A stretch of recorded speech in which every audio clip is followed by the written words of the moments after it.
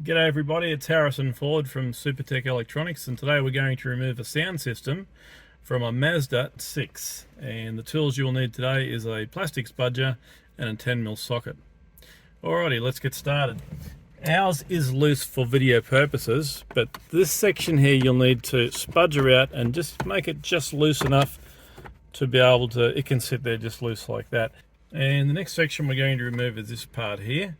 I'm going to pull the glove box down. You can actually get your fingers under there and pull it out. It is only on clips except for this one here, and it's going to be held in with an electrical harness or a pigtail. We're going to remove that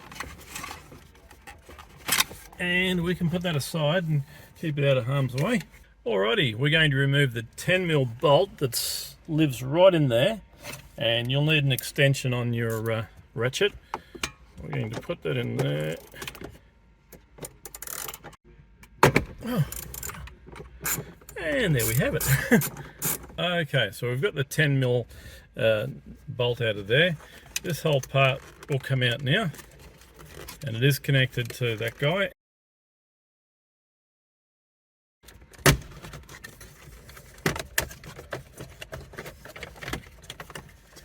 Okay.